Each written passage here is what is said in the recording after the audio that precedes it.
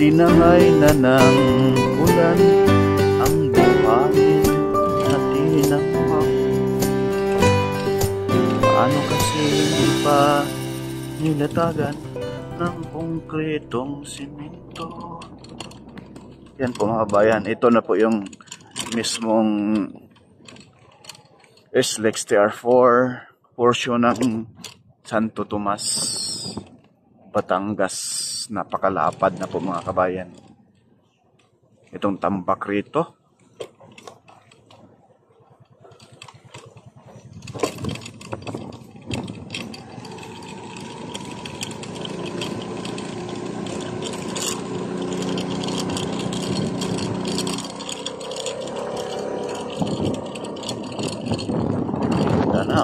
Yung mga subdivision na yan dyan mga kabayan, swerte yan dahil malapit lang po sila rito sa mismong expressway po. Sobrang lapad na mga kabayan. Ano?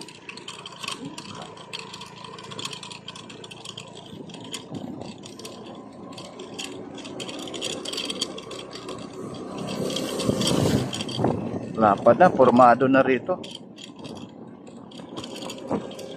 Mga nakaraang buwan tayo ay nag-update rito ay hindi pa ganito. Ngayon ay formang-forma na po mga kabayan, no? At nakatambak pa dito sa gilid yung mga drainage.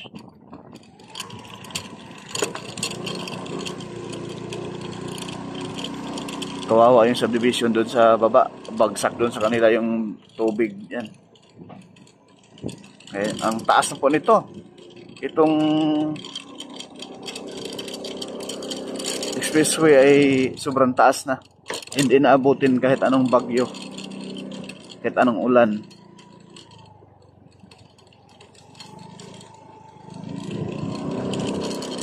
Formang-forma na po mga kabayan.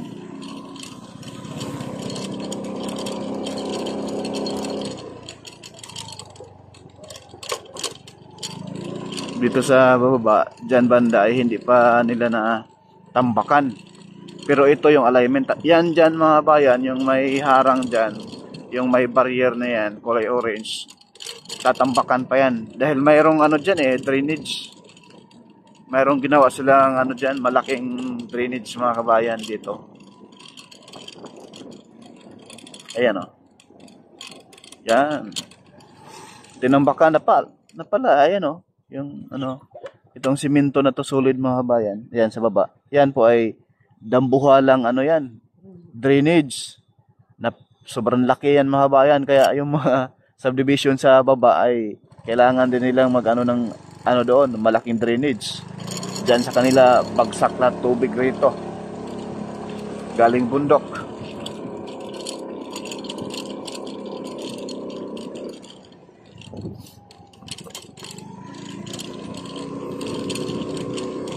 Ngayon mga kabayan, wala pa tayong nakikita ng may nagtrabaho dahil sobrang aga pa, no? 6:30 pa ng umaga rito sa mismong Santo Tomas, Batangas. Ayan, medyo putik dahil umulan mga kabayan. Kaya yung motor natin kawawa nito. Lakas na hangin.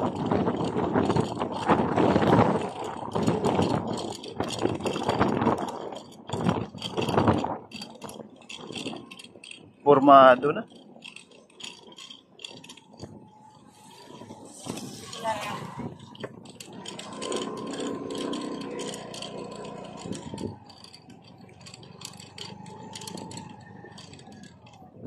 Lang po mga kabayan. Yan sa unahan, formado na po yan dyan. So dito, yung napakagandang view ng Mount Makiling, no? Ayan. Yan sa taas mga kabayan. Yan o. Yan po, Mount Makiling po yan sa taas mga kabayan, no? Sobrang ganda, no? Yan.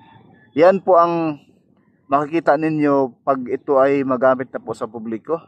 Itong SLEX TR4, ayan, napakaganda ng view mga kabayan. Overlooking po siya ng bayan ng Santo Tomas, Batangas. Yan, yung bundok na yon, dyan po dadaan mga kabayan. At dito, yan po ang masisilayan ninyo mga kabayan balang araw kapag ito ay open na po sa publiko. Konting pasensya at tiis ay matatapos din po ito, no? Ayan, ipakita ko po sa inyo sa gilid mga kabayan, oh. Yan, mayroon na siyang protection para hindi siya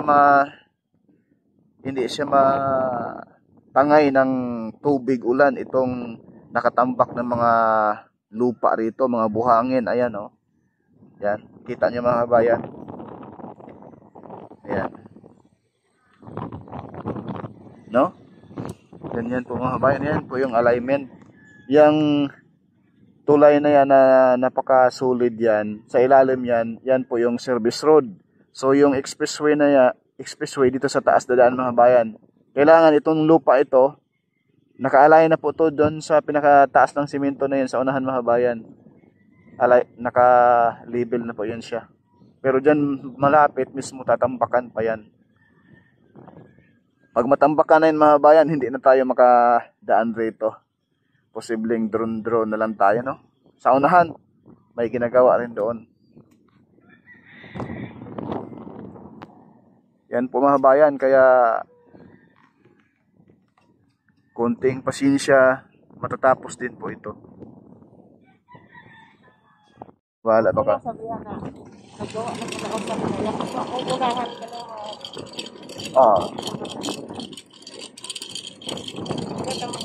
Pinuntahan na rito ni ano eh. Saba. Yan po mga kabayan, andito na po yung, ayan po, buhangin. Yan po ay tatambak na yan dito sa area. Ayun, kabundok na yung buhangin mga kabayan. Grabe. Buhangin po yan, mga graba. Itatambak na yan dito sa area. No?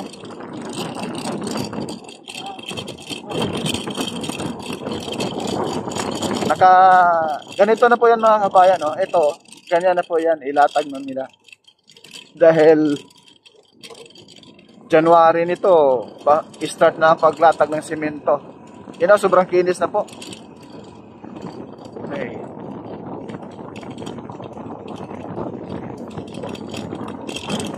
Kaya, no? Ganito na po yan mga kabayan.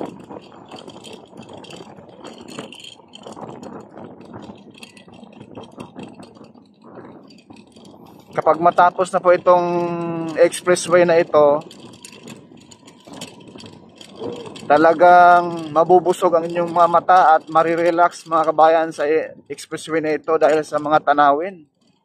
Napakaganda yung mga tanawin rito mga kabayan. Close to the nature pa. Sana all. Yan, tatawid tayo dahil dito magkakaroon ng tulay.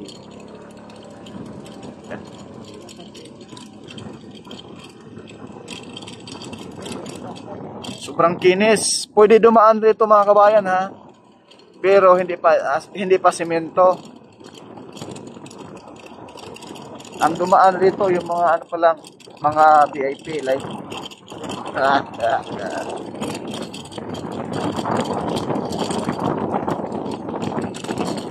napakagandang view rito mga kabayan. At paglampas naman dito San Pablo, napakaganda ng view, puro palayan. Ako, kaya konting tiis lang. 2024 tapos na po ito na simento.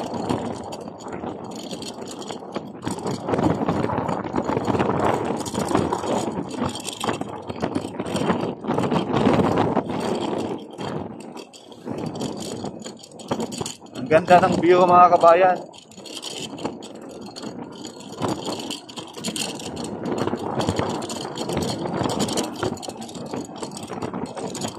Ayan o. May marker na po yan. Ibig sabihin, malapit na yung lalatagan ng concrete cement. Ayan o, mga marker mga kabayan.